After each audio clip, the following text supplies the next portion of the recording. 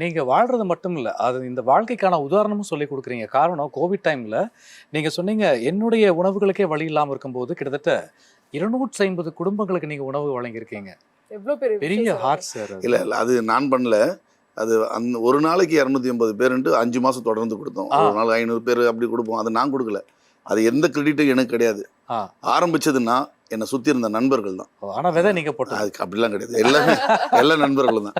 அது ஒருத்தர் நான் எடுத்துட்டு போக முடியாது. என்னை சுத்தி இருக்கிறவங்க, என் பக்கத்துல இருக்கிறவங்க, எங்க அண்ணன் ஸ்டீல் பட்டல வேலை செய்கிற சுரேஷ் அண்ணா இருக்கட்டும், நிறைய பேர், நிறைய ஊர்ல இருக்கான் சரவணன், எவ்வளோ ஃப்ரெண்ட்ஸுங்க நிறைய பேர், எல்லாருமே சேர்ந்து, ரோபோ சங்கரா இருக்கட்டும், எல்லாருமே சேர்ந்து என்னோட சேர்ந்து பயணிச்சாங்க. எல்லாருமே வேலை செஞ்சாங்க.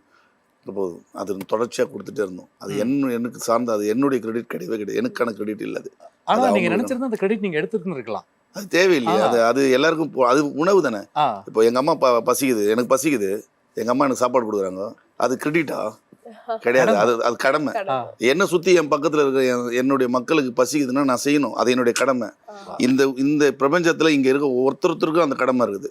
ஒருத்தன் உழைக்கிறான், கீழே இருக்கிறான், அவன் யாரு, அவன் என்ன, அவன் உயர்ந்த ஜாதியா தாழ்ந்த ஜாதியா, அவன் இந்த அரசியலா அவன் அந்த அரசியலா, அவன் இந்த சித்தாந்தம் உள்ளவனா, அப்படிலாம் தேவையே இல்லை. அவன் நம்ம மக்கள், அவனுக்காக உழைப்பு என்னுடைய உழைப்பா இருக்கணும் அப்படின்ற ஒரு சிந்தனையோட இருந்தாலே போதும்.